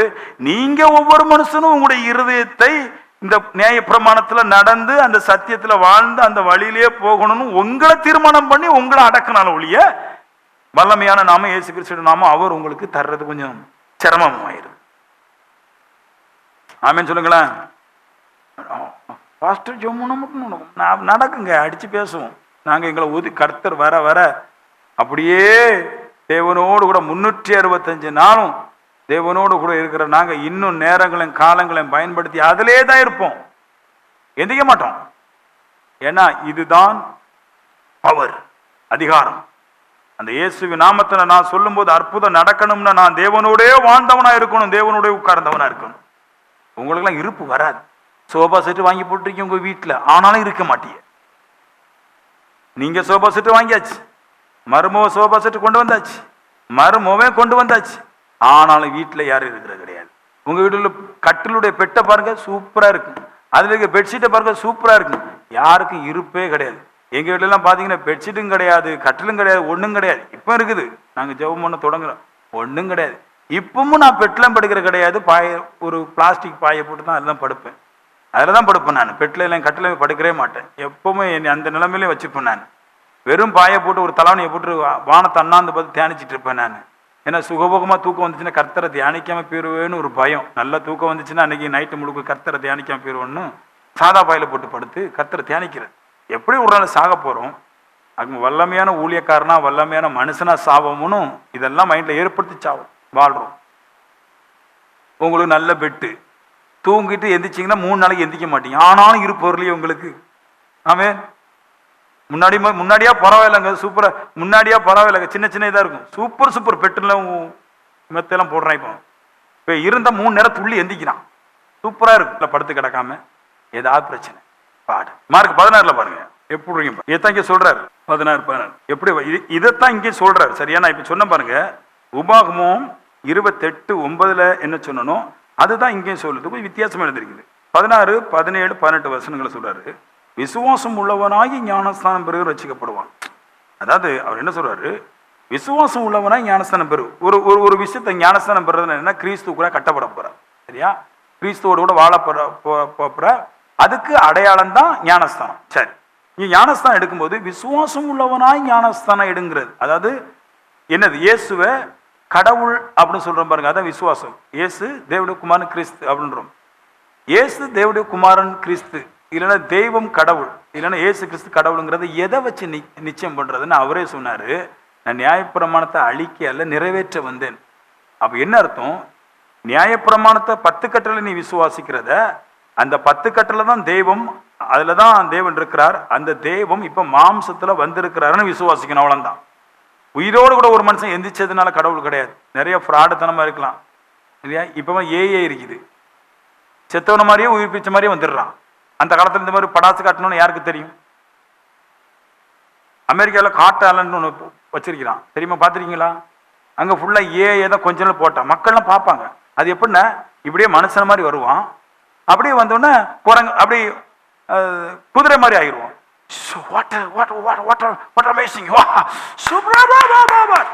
அது என்னன்னா ஃபுல்லாக கண்ணாடியில் திரையில ஏஐ நம்ம பார்க்கும்போது ஒரிஜினல் மாதிரி தான் இருக்கும், எல்லாமே செட்டிங்.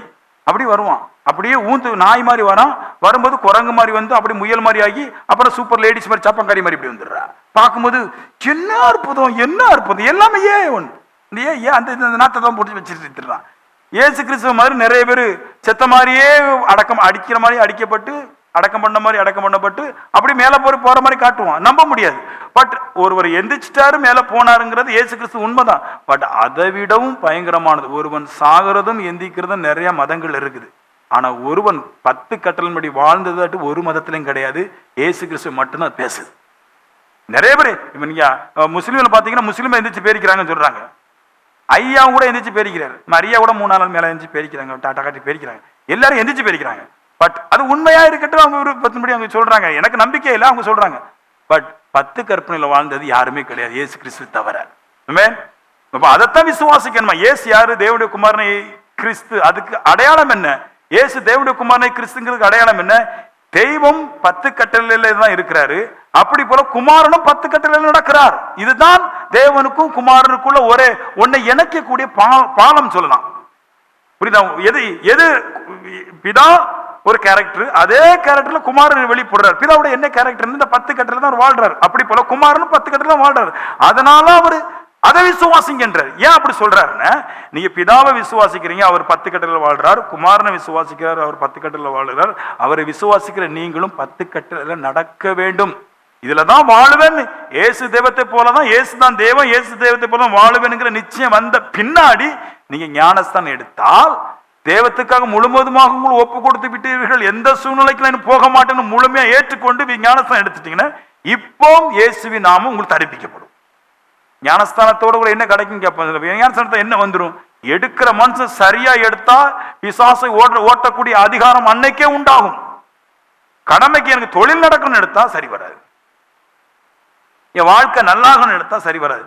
கடவுளுக்காக ஜீவனை விடவும் தயார் என்று சொல்லி அப்படி வாழும் போதுதான் மனுஷன் வெற்றி பெறான். ஒவ்வொரு மனுஷனுக்கும் ஒரு கொள்கை இருக்கு தெரியுமாங்க? பெந்தகோஸ்துல தான் நிறைய பேர் இருக்கிறோம், ரட்சிக்கப்பட்ட சபையில் ஒவ்வொரு மனுஷனுக்கும் ஒவ்வொரு கொள்கை இருக்குது. ஒருவருக்கு ஒரு கொள்கை, நான் என் மதத்தை தவிர வேற மதத்துக்கு அறிக்கை கட்ட மாட்டேன். இன்னொரு கொள்கை, ஏன் மதத்தை தவிர யாரையும் கெட்டவும் மாட்டேன். இன்னொருத்தருக்கு இன்னொரு கொள்கை, எங்க ஊர்ல இருந்து பொண்ணு எடுப்பன தவிர வேற ஊர்ல பொண்ணு எடுக்க மாட்டேன். இன்னொருத்தருக்கு இன்னொரு கொள்கை, எங்க கிராமத்துல நான் பொண்ணு எடுப்பன தவிர வேற கிராமத்துல பொண்ணு எடுக்க மாட்டேன். நான் வெள்ளையனை தான் கட்டுவேன், நான் கருப்பனை தான் கட்டுவேன். கருப்பன் கட்டு, வெள்ளையன் கட்டு, அந்த ஊருக்காரன் கட்டு, இந்த ஊருக்காரன் கட்டு. இன்னொன்னு இருக்கு பாருங்க, டிபிஎம்ல இருந்து ஏசு நம்பர் கொடுக்க மாட்டான், ஏசு நம்பர் இருந்து டிபிஎம் கொடுக்க மாட்டான், ஏஎப்ல இருந்து அங்க கொடுக்க மாட்டான், இங்க கொடுக்க மாட்டான். ஆள்கொரு கொள்கை வச்சிருந்தா அந்த இடத்துல இயேசுவின் நாமம் வேலை செய்யாது. இயேசுவின் நாமம் எப்ப வேலை செய்யுது? ஒரே கொள்கை, இயேசு கிறிஸ்து தான் தெய்வம், அவருக்கு உண்டான 10 கட்டளை நானும் நடப்பேனுங்கிற கொள்கை தான் ஒரு மனுஷனுக்கு ஜெபத்துக்கு அதிகாரம் தருது. ஆமேன்னு சொல்லுங்களேன். அவங்க பரிசுத்தமாயிட்டாங்க, நகை போட மாட்டாங்க, ஆனா பொண்ணு கொடுக்க மாட்டாங்க. அவங்க பரிசுத்தமாக அர்த்தம். புரியுதா உங்களுக்கு? அவங்க நகை கல்யாண இடத்துல கணவன் மனைவி கல்யாணம் கட்டாமல் கத்தி எடுத்து வெட்டி கொத்திட்டு போனாலும் நாங்க தாலி எடுத்து கொடுக்க மாட்டோம். அது பயங்கர பாவம். ஆனா சபை கட்டும் போது எல்லார்ட்டுமே தாலியை கொண்டாந்து கடன் வாங்கி ஈடு வைப்போம். அது பரிசுத்தம். இப்படிலாம் இருக்கும். ஆளுக்கு ஒரு கற்பனை சரி வராது. ஒரே ஒரு கற்பனை தான், ஏசுதான் கர்த்தர், அவருடைய கட்டளை நடக்கிறதான் கற்பனை. எவன் ஒருத்தன் துணிறான் ஜெயிச்சிருவான். இவன் ஜெபம் பண்ணா கிடைக்கும். இவனை பார்த்தா பேய் ஓட ஆரம்பிக்கும். கொஞ்சமாவது ஓடும் இல்லையா? அவர் சொல்றாரு பாருங்க 17, இப்பதான் அதுல வருத, நான் என் நாமத்தினாலே பிசாசுகள் துரத்துவார்கள். இப்ப நாமத்தை கொண்டு போட்டார். என் நாமத்தை கொண்டு துரத்துவாங்க. அதாவது நாம இல்லாம நடக்காது. விசுவாசம் உள்ளவனாய் ஞானஸ்தானம் எடுத்துட்டீங்கன்னா இயேசுடைய நாமம் உனக்கு தரிப்பிக்கப்படும். அப்படிதான் அது வருது. தரிப்பிக்கப்பட்ட பின்னாடி இப்போ சொல்றாரு, என் நாமத்தினால பிசாசுகளை துரத்துவார்கள். இப்போ பிசாசு ஓடும்.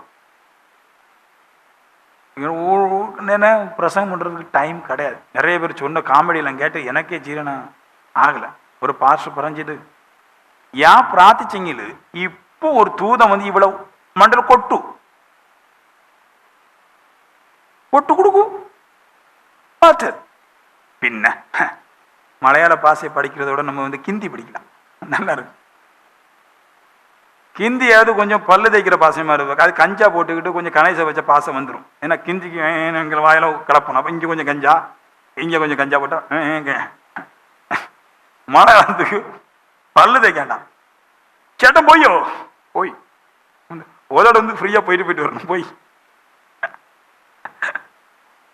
குறைஞ்சாம் பாச.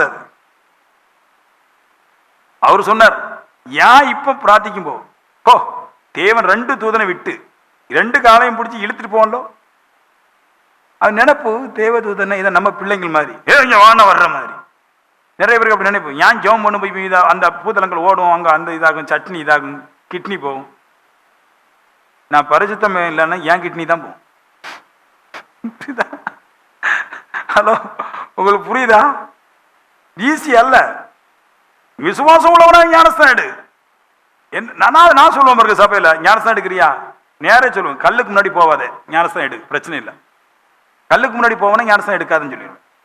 இல்ல பிரதர், இங்க ஞானஸ்தானம் கொடுங்க, அவர் மனம் திரும்பிடுவார். அவர் மனம் திரும்புவார், எனக்கு தெரியும், திருந்த மாட்டார். வைராக்கியத்தோடு கூட நான் ஞானஸ்தானம் எடுக்கும் போது நான் கர்த்தராகிய தேவனை தவிர வேற ஒன்றை ஆராதிக்க மாட்டேன், எந்த சூழ்நிலை ஆராதிக்க மாட்டேங்கிற முடிவு இருந்துச்சுன்னா இப்ப சொல்றாரு, பேய் நீ துரத்துவ, நீ அதுக்கு தான் பேய் ஓடும். பேய் எதுக்கு ஓடும்னா, விக்கிரத்தை எதிர்த்து நிக்கிறான் அவனால மட்டும்தான் பேயை துரத்த முடியும், ஊழியக்காரங்களால் முடியாது. எவன் ஒரு விக்கிரத்தை தைரியமா பேசுறான், இங்கெல்லாம் அப்படிலாம் பேச மாட்டாங்க பாருங்க. விக்கிரத்தை துரத்துறவனால மட்டும்தான் பிசாசை துரத்த முடியும். ஏன்னா விக்கிரம் தான் பேய். அதை என்னைக்கு அவன் இருதயத்திலிருந்து துரத்துறனோ அப்பவுமே அந்த பேய்களெல்லாம் ஓட ஆரம்பிச்சு. விக்கிரத்துக்கு கொஞ்சம் இடம் கொடுத்தவன பேய் உள்ள வந்துடும். விக்கிரத்தை துரத்துறவன் பேயை துரத்தன்னு அர்த்தம். அந்த பவர் வரணும். நாமத்தினால பிசாசுகளை இப்ப துரத்துவாங்க. கற்பனையில நடக்கிறவன் தான் பேயை துரத்த முடியும். பேய் ஓடு, கர்த்தர் செய்வார். இது சில பேர் கேட்டீங்களா? கடவுள் செய்வார், ஆராதிக்க கடவுள் செய்வார். அவர் என்ன சொன்னார், நீ செய்யணும்னார். கடவுள் செய்யறதுக்கு ஏங்க கடவுள் செய்வார் கடவுள் செய்வார்னா, கடவுள் தான் எல்லாத்தையும் செஞ்சுட்டு போலாமே, எதுக்கு இங்க சபை? அவரே அங்கிருந்து இங்க வந்து பிளேட்டே பிடிக்காம நேரம் அப்படி ஆகாயத்துல நல்ல ஃபெதர் ரெக்கை வச்சு அங்கிருந்து கீழே இருந்து இறங்கிட்டு ஒரு மைக்கை போட்டுட்டு, வானத்திலும் பூமிக்கும் அதிகாரம் உள்ள இயேசுவின் நாமத்தில் நான் வந்திருக்கிறேன், எல்லா விசுவாசம் போய் நீங்க ஞானஸ்தானம் எடுங்கன்னா எடுத்துருவான். ஒரு டைம் தான் அவரால் அது முடியும். புரியுதவங்க நான் சொன்னது? இந்த ஓட்ட பிரசங்கம் கேட்க கூடாது. அவருக்கு ஒரு நிமிஷமே வேண்டாம், அங்க வேண்டாம். அப்படி பார்த்தாலே காணும் மனுஷன் இருக்கிற பேயெல்லாம் ஓடும், மனுஷன் சாவே மாட்டான். தேவத்தால முடியும் சொல்லாத, தேவத்தால முடிங்கிறது எல்லாருக்கும் தெரியும். இப்ப என்ன சொல்றாருன்னு, நீ துரத்துவாய், அதான் பாயிண்ட். நீ துரத்தணும். நான் எப்படி கற்பனையில் இருக்கிறதுனால எல்லாத்தையும் நான் கண்ட்ரோல் பண்றனோ, என்னோட குமாரனா இயேசு கிறிஸ்து எப்படி கற்பனையில் இருந்து எல்லாத்தையும் கண்ட்ரோல் பண்றோ, அப்படியே நீ இப்ப கற்பனையில வாழ்ந்துட்டேன்னா என் நாம உனக்கு வரும். இப்போ நீ எல்லாத்தையும் கண்ட்ரோல் படுத்த முடியும். நீ பண்ணுனா எப்ப பார்த்தாலும் அவரால் முடியும். சகோதரன் கண்ணீரை காண்ற கர்த்தராலே கூட அற்புதம் செய்வார். இவர் நெய்மனை விட்டு தின்னுட்டு இருப்பார், உன் வீட்டுல பிரச்சனை பூசலாம். நீ செய்யணும், நீங்க தான் செய்யணும், நீங்க தான் அந்த அந்த அந்த தன்மைக்குள்ள வரணும். நான் பிசாசை துரத்துவேன். நான் ஒரு சிஸ்டர் சொல்லிச்சு, எங்க மக வீட்டுல எல்லா பிரச்சனைக்கும் நான் கை வச்சு ஜெபம் பண்ணி தான் பிசாசை துரத்துவேன். அன்னைக்கு கூட ஒரு மனுஷன் சொன்னார், நான் கையை வச்சு எல்லா பிசாசை துரத்தி விடும், நான் ஜெபம் பண்ணி பிசாசை துரத்தும். ஒரு இப்ப ஞாபகம் வந்துட்டு ஒரு சிஸ்டர் சொன்னாங்க, என்ன போன் பண்ணி, பாஸ்டர் ஒரு தரிசனம் வந்தேன், ஒரு பியாய் வந்துச்சு, என் துரத்தி விட்டுட்டு தான் தூங்குனேன். நான் கேட்டாது எங்கம்மா போச்சு, பண்ணிக்குள்ள போச்சா இல்லை உங்க புருஷனுக்குள்ள போச்சான்னு கேட்டேன். நான் இது துரத்தி விட்டாலாம். அப்புறம் ஒன்று துரத்த முடியாது உங்களால. நீங்க துரத்தணும்னா அது ஒன்னே ஒண்ணுக்கு தான் போகணும். உங்க ஹார்ட்ல இருந்து முதல்ல பிசாசு போயிருக்கணும், உங்க ஹார்ட்ல இருந்து போயிருக்கணும். விற்கிறது அங்க பாக்க நிந்தல ஓடிடணும். தாடி அப்படி போயிட்டேன்னா விக்கிரத்தை பற்றிய சம்பந்தமான 4 காரியத்துல தெளிவா இருந்துச்சேன்னா, நீ அவைகளை தூக்கி உடச்சி போட்டேன்னு உங்களுக்கு அதெல்லாம் எப்படி விளக்கி சொல்ல போறது. ஒவ்வொரு தீர்க்கதரிசிகளும், மோசே பெரிய அற்புதம், அவன் விக்கிரத்தை கூண்டோட நாசம் பண்ணுவேன். யோசுவா விக்கிரத்தை கூண்டோடு நாசம் பண்ணுவேன். கிதியோன், சிம்சோன், தீர்க்கதரிசிகள் எல்லாருமே விக்கிரத்தை ஒழிச்சவங்க. எசேக்கியேல், பெரிய பெரிய ராஜாக்கள், பரிசுத்தமான ராஜாக்கள் எல்லாமே விக்கிரத்தை கூண்டோடு ஒழிச்சவங்க. அவங்க தான் பிசாசை துரத்துனாங்க. பிரசங்கிச்சவங்க எல்லாம் பண்ணல. ஏன்னா பிரச்சனை எங்க இருக்குன்னு, ஒருவன் எப்போ விக்கிரத்தை எதிர்க்கிறானோ அப்பதான் அவனுக்கு பிரச்சனை வரும். புரியுதா? நீ என்னைக்கு விக்கிர ஆராதனை இருந்து விக்கிர ஆராதனைக்காரர்கள் இல்லைன்னு என்று என்னைக்கு நீங்க முடிவு பண்றீங்களோ அன்னைக்கு தான் பிரச்சனை வரும். அந்த பிரச்சனையை என்னைக்கு தூக்கி வீசுறானோ அன்னைக்கு உனக்கு ஆற்றல் வந்துடுது.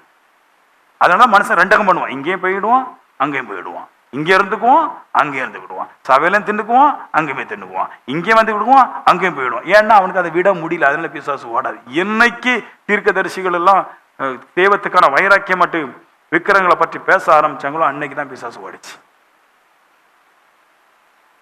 நான் ஒரு கேள்வி கேட்கிறேன், யோசுவோடைய காலத்துல யோசுவா மட்டும்தான் பெரிய வல்லமுள்ள ஜெப வீரனா?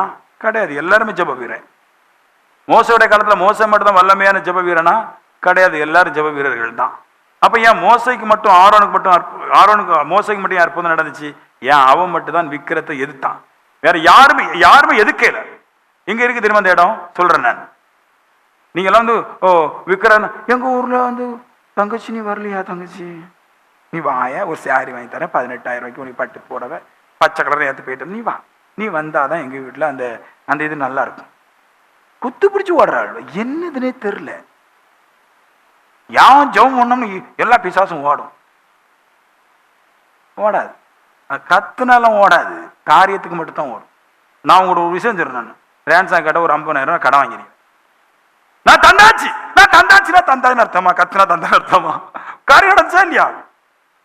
சத்தமே போடாம 50,000 கொடுத்துட்டு வந்ததான் காரியம் நடக்கும். சத்தம் போடுறதுல பிரச்சனை இல்லை, பட் அந்த நிகழ்வு நடக்காமல், ஒரு ப்ராசஸ் உண்மையா நடக்காமல் இது சாத்தியம் அல்ல.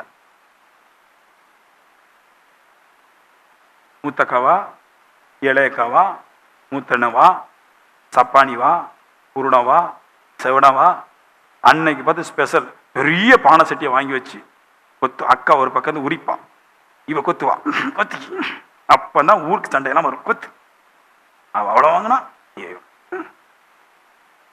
அதுல அந்த பிள்ளைங்கள் வந்துடுச்சு, கரகரம் வெண்டைக்காய் விட்டு தின்னி எடுத்து போயிட்டு அங்க போகும்போது, திருவிழா முடிஞ்சு போகும்போது மறு திருவிழாக்கு வராதபடிக்கு பெரிய பிரச்சனை நடந்துடும். திருவிழாக்கு மறுநாள் கூட்டு நான் இருக்கும்போது அவ என்னை தான் பேசினான். விக்கிரத்தை உண்டு பண்ணதுக்கு 3000 பேரை சாவடிச்சான் மோசை. விக்கிரத்தை கரைச்சி, விக்கிரத்தை ஆராய்ச்சனுடைய வாயில ஊத்தி விட்டான். ஊத்தி விட்டு அதனாலே நீ செத்து பொண்ணு ஊத்தி, விக்கிரத்தை உடைச்சி கரைச்சி தங்கத்தினால உக்கிரத்தை கடைச்சி அந்த தங்கத்தை எடுத்து பயன்படுத்த முடியும். ஆனா தங்கம் விக்கிரமா என்னைக்கு மாறிச்சோ அந்த தங்கத்தை எடுத்து தேய்ச்சி எடுத்து அந்த அவங்க வாயில விட்டு எல்லாரும் கொண்டு போட்டான் மோசே. அதனாலதான் அற்புதம் செஞ்சான். ஏன் அவனுக்கு தேவன் அற்புத சக்தி கொடுத்துச்சு? எல்லாரும் கேட்பாங்க, அவனால எங்கே மோச ஜெபம் பண்ணி அற்புத சக்தியை வாங்கினா? ஆடு மேட்சிக்கு இருந்த போது வாங்கினா, ஜெபம் பண்ணும்போது வாங்கல. ஆடு மேய்ச்சிட்டு இருந்தான், மாமாவுடைய ஆட்டை வனாந்தரத்துல மேய்ச்சிட்டு இருந்தான். அப்ப பார்த்து வந்துட்டு தேவனுடைய வல்லமை வந்து முட்செடியில் வந்து இறங்கிட்டு, என்ன ஆச்சரியமா இருக்குன்னு பார்க்க போனான். ஏன் அங்க வந்து இறங்கிருச்சு? அவனுக்கு தெரியும், தெய்வத்துக்கு தெரியும், எத்தனை வருஷங்கள் ஆனாலும் தனி வனாந்தரமா காட்டுல வாழ்வானே தவிர கடவுள் இல்லாத காலங்கள், நான் பேசாத காலங்களில் அவன் எவ்வளவு சூழல் இருந்தாலும் விக்கிரத்துக்கு பின்னாடி போக மாட்டானுங்கிறது தேவனுக்கு தெரிஞ்சு வந்தாச்சு. அதுதான் காட்டினார். 10 கட்டளை வாங்கிட்டு கீழே வரும்போது ஜனங்கள் விக்கிர ஆராதனை பண்ணி கொண்டிருக்கும் போது அந்த விக்கிரத்தை உடைச்சு அந்த ஆராதனை சம்பந்தப்பட்ட எல்லாரும் கொண்டு போட்டான். தின்னவனையும் கொண்டான், விளையாடினவன் கொண்டான். இருக்குதா இல்லையா? அக்கா வாய எல்லா நாளும் நம்ம உடம்புறப்பெல்லாம் ஒண்ணாகும், இன்னைக்கு மட்டும் ஒண்ணாகும். அப்படி வா அலிய மாதிரி வா, அப்படி போ நரகத்துக்கு வந்துரு, நீ இருக்காது. மச்சா என்ன நினைப்பாரு அவரு? அவன் மச்சா நினைக்கிறான், நீ போ. அவன் போற இடத்துக்கு உன்னை கூப்பிட நினைக்கிறான், நீ போ. புரியுதா? நீங்க போங்கப்பா. விஷயம் தெரியாம உள்ள விழுந்துடக்கூடாது. அப்ப பைபிள் படிக்கணும், அதுக்குதான் பைபிள் வாசிக்க சொல்லணும். ஒரு பிரசங்கத்தை எல்லாம் கண்டு தர முடியாது. பைபிளை வீட்டுல வாசிக்கணும். வாசிக்கும் போது கடவுளுக்காக நிற்கிற அதான் விசுவாசம். ஃபெய்த் என்ன சொல்றீங்க? நீங்க இந்த உலகத்துடைய பாவத்துக்கு விட்டு என்ன நீங்களாக்கி வச்சிருக்கிறேன், அதான் ஃபெய்த். விசுவாசம் உள்ளவனா ஞானஸ்தானம் எடுக்கணும். விசுவாசம்னா அதான். விசுவாசம்னா பேர் துரத்துறதுக்கு அல்ல. விசுவாசம்னா இந்த கட்டளையின் படிதான் வாழ்வேன் நானு. என் ஜீவன் போனாலும் நான் வெட்டு போனாலும் அதிலே செத்து போவேன் நானு. அதான் எங்களுக்கு எங்க வீட்டை சுத்தில எங்க ஊர்ல வந்து 18 நாள் 28 நாள் திருவிழா தான். ஒரே சுவாறு போடுவாரும். நாங்க உங்களை கூப்பிடுறோமா, எங்க ஊர் அவங்க உள்ள திருவிழா இருக்குது கூப்பிடுறோமா? நான் எங்க ஊர்ல கூப்பிட மாட்டேன். எனக்கு தெரியும், நான் கூப்பிட்டோம்னா எனக்கு அற்புதம் வேலை செய்யாது, நீங்க வந்தீங்கன்னா உங்களுக்கு அற்புதம் வேலை செய்யாது. மனுஷன் வச்சு நான் என்ன பண்றது? சேர்ந்து திங்கிறத வச்சிருக்கணும், பவரா இருக்கணும். பேய் உள்ள வந்துச்சுன்னா போகாது. மனுஷன் பாவத்தில் வந்தா எப்படி எந்திரிக்க முடியாத மாதிரி பேய் உள்ள வந்தா போகாது. புரிஞ்சுக்கணும். இப்ப பேய் துரத்துவ விசுவாசம் உள்ளவனா இதுல இரு. மோசம் இருந்தாரா இல்லையா? யோசுவா இருந்தானா இல்லையா? இவன் ஒரு விஷயத்தை காட்டுறேன் நான். கிதியோன் இருந்தானா இல்லையா? கிதியோனுடைய அப்பா விக்கிராரதக்காரன். மீதியானியர்கள் ரொம்ப வருஷம் 7 வருஷம் கிதியோனுடைய நாட்கள்ல அந்த ஜனங்களை அடிமைப்படுத்திருந்தாங்க. ஆண்டவர் கிதியோன்ட சொன்ன ஒரே ஒரு வார்த்தை, ஆவியான உன் மேல வருவார். அதுக்கு நான் என்ன அப்புறம் சொன்னார், நீ ஒண்ணே செய்யணும், உங்க தோட்டத்தில் இருக்கிற விக்கிர தோப்பையும் உடைச்சி போடும். அது உடைக்கிறதுனால உன் குடும்பத்துக்கும் மற்றவங்களுக்கும் சண்டை வரும். விக்கிர ஆராதனை விட்டு உனக்கு பிரி வரும். உன்னை மதிக்க மாட்டான், உன்னை கொல்ல கூட வருவான். நீ ரெடியான்னு கேட்டார். ஆண்டவரே, உம்முடைய ஆவியானவர் என்னல வந்து பெரிய அற்புதம் நடக்குதுன்னு விக்கிரத்தையும் உடைக்கிறேன், விக்கிர ஆராதனைக்கு சம்பந்தப்பட்ட ஆட்களை நான் எதிராளி ஆக்குறேன் அப்படின்ட்டு அன்னைக்கு ஆக்கணும். அன்னைக்கு ஆவியான வந்துச்சு, பெரிய அற்புதம் நடந்துச்சு. நீங்க நினைக்கிறீங்க எல்லாம் ஜெபம் பண்ணாங்க, எங்க ஜெபம் பண்ண முடியும்? ஜெபம் பண்ணி அவன் அற்புதம் செஞ்சான், ஜெபம் பண்ணி ஆவியை பெற்றான் கிடையாது. ஆவி வந்த பின்னாடி ஜெபம் பண்ணி வெற்றி பெற்றார்கள். அதுக்கு முதல்ல ஜெபம் இல்ல வேலை செய்யறது, முதல்ல கற்பனை. இல்லைன்னா ஃபெய்த். கற்பனைங்கிறோம் இல்லைன்னா விசுவாசங்கிறோம். இந்த கற்பனை இந்த ஃபெய்த் ரெண்டு பலமா உங்ககிட்ட இருந்துச்சுன்னா இப்போ உங்ககிட்ட ஆவி வரும். ஆவி வந்த பின்னாடி ஏன் நீ ஜெபம் பண்ணுவேன்னா அதை இன்க்ரீஸ் படுத்துவதுக்கு ஜெபம் பண்ணுவேன். இப்போ நீ ஜெபம் பண்ணிட்டு கர்த்தருடைய நாமத்தை சொன்னா அற்புதம் நடக்கும். நீ ஜெபம் பண்ணிட்டு உன் மனம் போன போக்கில் போன ஒன்றும் நடக்காது.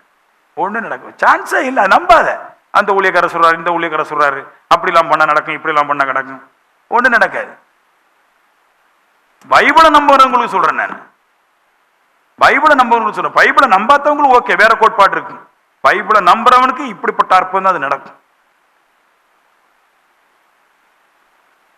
எங்க யாரு சில வீட்டுல ரசிக்கப்பட்ட வீட்டுல 550 வருஷமாட்டு கிடக்கும் விக்கிர போட்டா அது எடுத்து மாத்த மாட்டான், அப்படியே இருக்கும். எடுத்து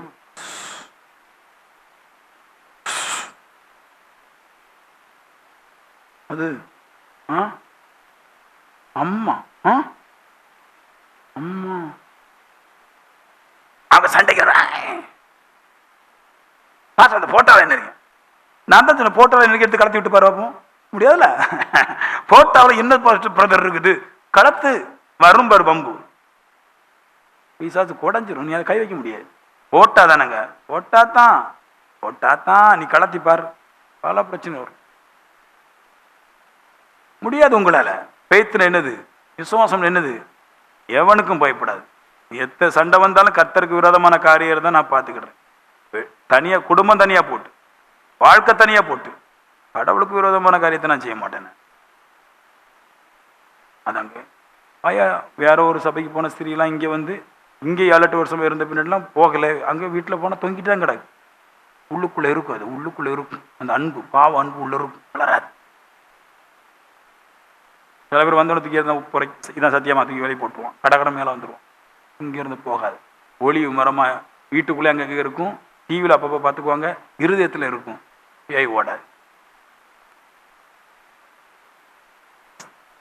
ஆமேன்னு சொல்லுங்களேன்.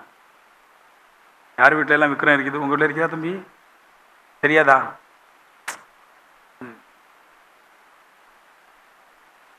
அங்கங்க ஒழிச்சு வச்சிருப்பா. சில பேர் புருஷனுக்காண்டி வச்சிருக்க.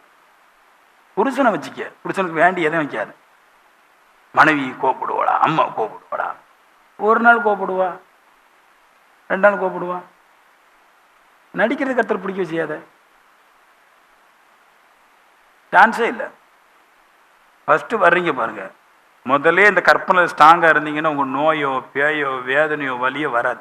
எப்போ இந்த கற்பனைக்குள்ள மனுஷன் லேசாக நகர்ந்து போகிறோன்னா பிடிச்சிக்கும், வந்து பிடிச்சிக்கும், மாட்டிக்கும். அதான் இங்கே போதிக்கிறது. நீ ஜெபம் பண்ணாமல் இருந்தால் கூட பரவாயில்லப்பா, நீ தயவு செய்து இந்த விக்கிரத்துக்கு சம்மந்தப்பட்ட இடத்துல போயிடாத, பியாய் உள்ளே வந்துடும்னா கேட்க மாட்டான், கேட்க மாட்டான். தன் வாழ்க்கையை கெடுத்து நாசமாயி. அதெல்லாம் லாபம்னா உங்களை விட அதிகமாக பைபிள் படிக்கிற ஜெபம் பண்ணுற எனக்கு அது சபை ஃபுல்லாக கட்டி போட தெரியாதா? இங்கேருந்து தொடங்குவேன். ஒவ்வொரு ஃபேனுக்கு பின்னாடி பெரிய பேர் ராயப்பர் போட்டால் தான் இருக்கேன். ராயப்பர் கிட்ட எங்கள் அப்பா மாதிரியே இருப்பார், பழுக்கு தலைமுறை போட்டு. அப்போ அதனால இங்கே அந்த சைடு எங்கள் அப்பா போட்டோம், இந்த சைடு எங்கள் அம்மா மரியாதை போட்டுருவோம், எங்கள் அம்மா மாதிரி இருக்கும். அதை ஏதாவது செய்கிற ஒன்றும் செய்யாது. கர்த்தர் நம்மளை அடிச்சு போடுவார். வெறி வரட்டுங்க, ஒரு வெறி. வேலைக்கிழமை ஆராதனைக்கு வர்றோம்னா எப்படிப்பட்டவன் தெரியுமா உங்களுக்கு? வெறி உள்ளது. ஞாயிற்றுக்கிழமை பொது ஜனங்கள்லாம் வருவாங்க, எல்லாம் வருவான். வேலைக்கிழமை ஆராதனைக்கு வர்றவன் கர்த்தர் மேல ஒரு வெறி பிடிச்சவன் தான் வருவான். இந்த நாளைக்கும் கர்த்தருக்காக கொடுக்கணும் அப்படின்றவன். என்னை மாதிரி ஆளுக்கு 4 தூரம் தெய்வம் நினைக்கிறவன் சாவத ஆயத்த பண்ணவன். நாங்கள் சாவதான் டேஸ்ட் பண்ணுவோம். நாங்கள் கடவுள் தந்தா வாழ்வோம், இல்லைன்னு செத்து போயிடுவோம் அப்படின்னு. உங்களை மாதிரி ஆளுக்கு வேலைக்கிழமை வர்றவனா ஒரு வெறி இருக்கணும். உங்களை பார்த்த ஒரு ஆத்மா ரசிக்க பண்ணணும். உங்க வெறினாலே ஒரு உள்ள வரணும். உங்களை பார்த்தா யாரும் சபைக்கு வர்ற மாதிரி தெரியல, எல்லாம் ஓடிடுறான் தெரிச்சு. அம்மாடி ஆத்தாடி சொல்லுங்களேன்.